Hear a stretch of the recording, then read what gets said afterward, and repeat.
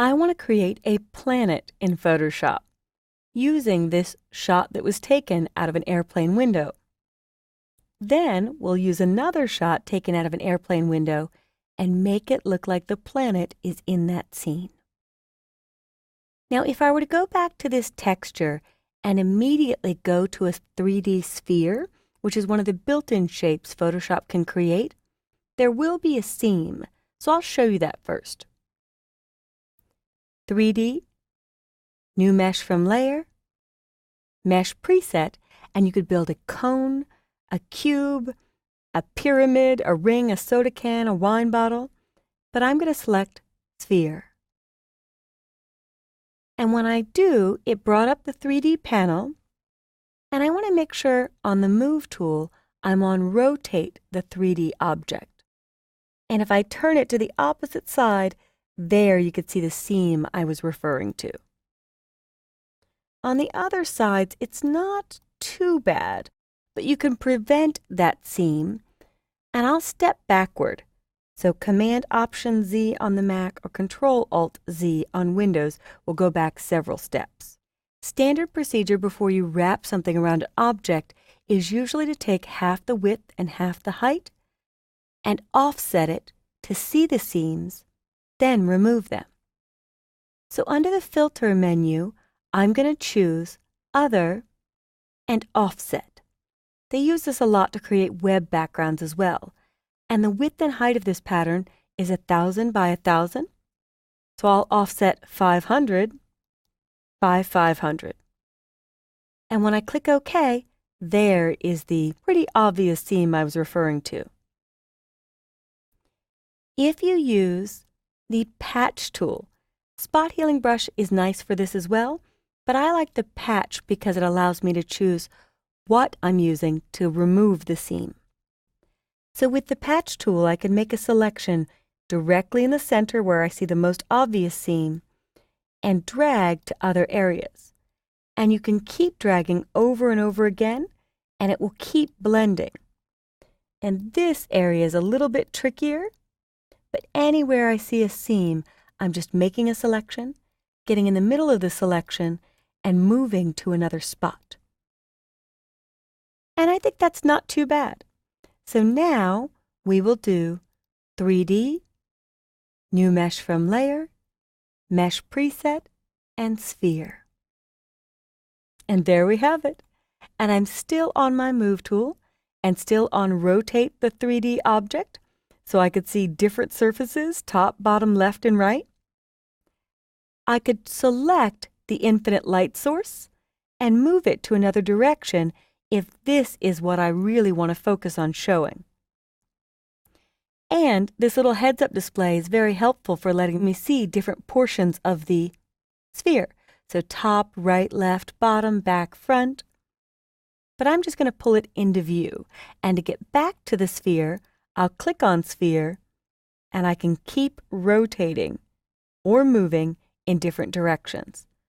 It's also helpful to use the little arrows that allow you to line up or rotate different portions. There we go. It wiggles pretty fast, so you got to hold on tight. All right, I think I'm happy with that, and you could place this in any direction you would like. So once this is created, I do have a material that is the sphere. So if I double-click on Sphere Material, it's automatically being applied, but I can play with things like shine. And you usually have to go pretty far before and after to see a difference. Reflection, there I'm getting some real light. Roughness. And bump isn't going to show too much. Typically there's a bump map created to give texture to the surface, but we're just focusing on creating simple 3D shapes. We'll click on the word in the sky and click OK. So if I go to the sky, there is my sphere over top of my interesting airplane shot. So I could again move these. I could collapse the 3D and close this heads-up display or this view if I don't want to see it any longer. And if I click on the background layer, it gets out of 3D editing mode. If I click back on the sphere, it goes back into 3D editing mode. And if I go to View, Show, you could turn on and off different portions of the 3D. Like maybe I don't want to see the ultraviolet overlay, which is that little square, or some of the planes can be distracting. And I can still continue to turn this and move this in different directions until I'm happy with it. I could also go to my 3D panel and make adjustments to the material. So maybe I want to make this a little bit darker. So if I select the sphere material, here in Filter by Materials, I can go to the Properties panel.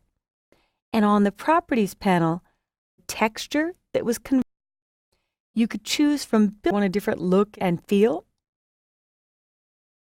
But that's going to go back to a solid.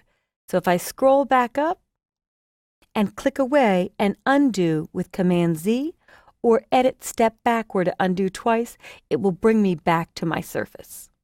Now, I actually want to change the look and feel of the texture, so I'm going to choose Edit Texture. And with this Edit Texture, you see the place where I removed the scene. I'm actually going to add an adjustment layer to make it fit into the background a little bit better. So I will choose from the bottom of my Layers panel a Levels adjustment. And I'll make it a bit darker. When I close this, it's actually opened the embedded pattern that I started with. When I close it and save, it impacted the 3D object, and now that's applied. When you're all finished with this, you do need to do a ray tracing of the object. Ray tracing is committing to your 3D properties. So if I go back to my 3D panel, both time and percentage are shown. So I am ready to commit to this. I will click Render. And it's going through the scene. And you can see the render progress. There's a progress bar and the time remaining. 1 minute. I will pause the recording and come back when it's finished. And the rendering is finished. And I can click on background to see our completed 3D shape. So I hope you have fun experimenting with all the cool scenes you can create by building 3D objects from some of the built-in 3D meshes in Photoshop.